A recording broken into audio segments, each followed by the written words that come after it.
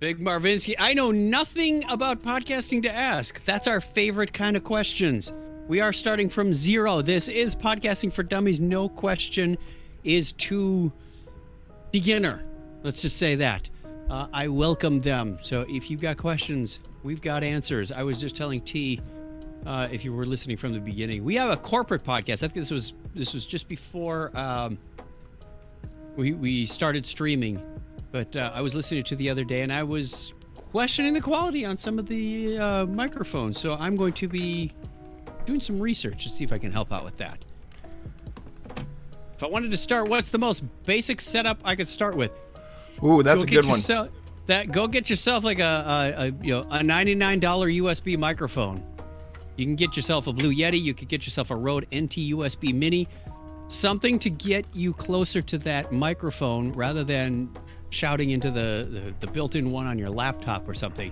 And pair of headphones that you can listen to. Oftentimes you can attach them right to the microphone so you can hear yourself. I know that is probably the weirdest thing you will ever experience, and a lot of people say, I don't like the sound of my own voice. You will get over it. You get over it. Yeah, you get over it pretty quickly. Yeah. I would actually say when it comes to basic startups, like basic, what's the easiest and most cost-effective setup? I would say, no, not even headset, because most people already have a headset software-wise. I'm getting there, Marv. I would say start with if you want to be portable, start with a simple recorder. There you go. The Zoom H1, the Zoom H series, H1, H2. This is an H4n.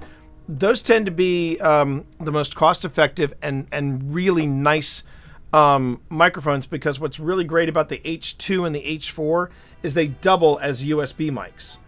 So you could actually have a USB mic plugged into your laptop and you can use that, and then you can unplug it, take it with you, and then you can record it just about anywhere. The other thing is just to start, just to get an idea of whether or not you want to do this.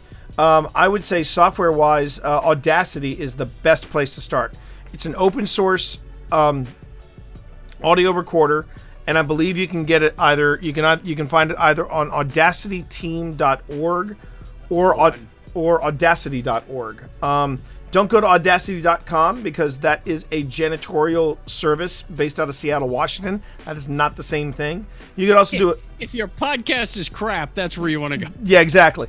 Audacityteam.org. Yeah, that's the one. And those Free. It's Mac, Windows, Linux, you're covered. Yeah.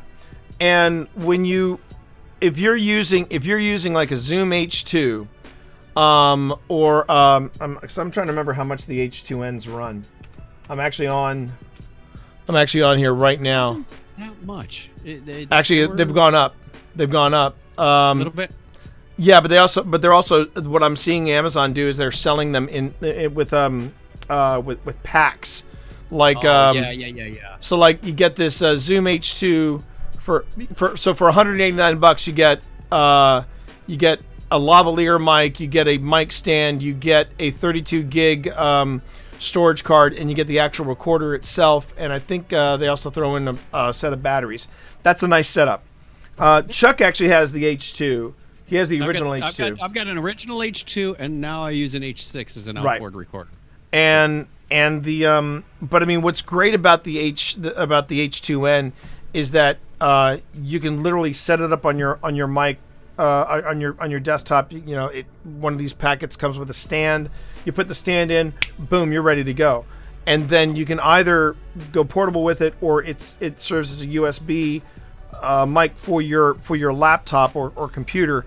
And then Audacity, you go on ahead and you can edit that way.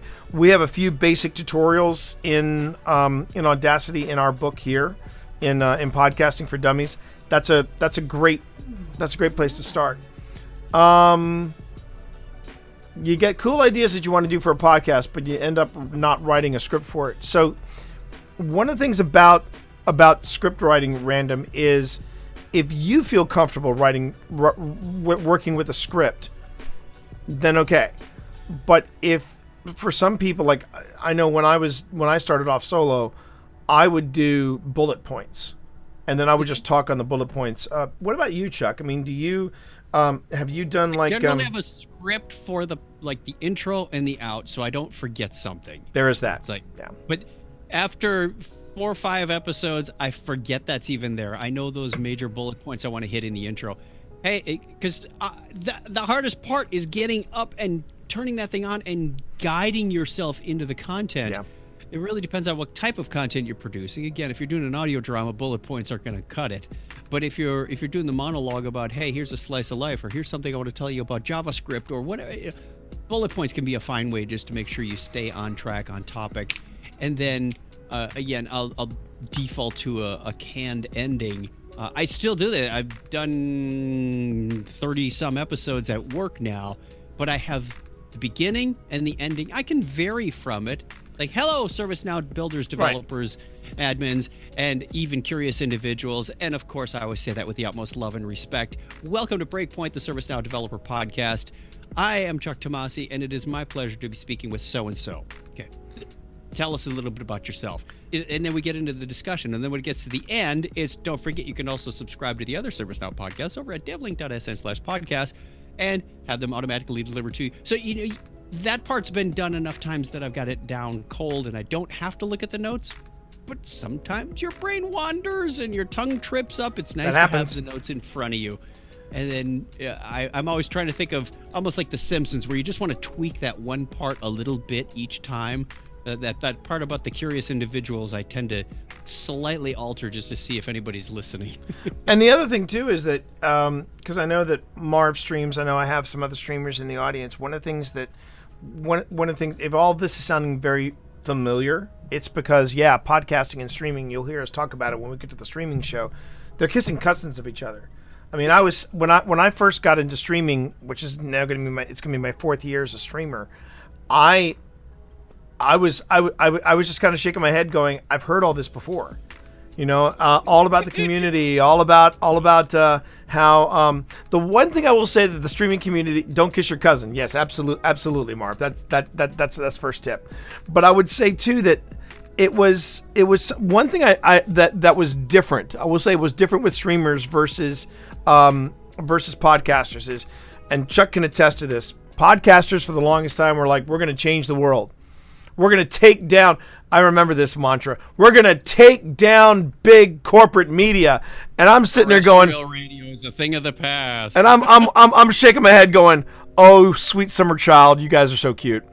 That never happened in the streaming community. In the streaming community, these ones I was watching, they were just like, but they all had that same, you know, it's all about community. It's all about coming together, helping each other out. But podcasters believed that they would be toppling big media, and my thought is, that ain't gonna happen. In fact, if anything, it's gonna be, oh, you're just not into it. You're just not part of the real community. And sure enough, you go onto podcasting directories, and who's at the top? HBO, TCM, ABC, NPR. So we need to come out. What you're saying is we needed to come out with a podcast with 3 letters. Yeah, exactly. I did. It's TEE, and it still didn't work. So there you go. But PFD, join the Podcasting for Dummies network. There you go. But I would say that I would say that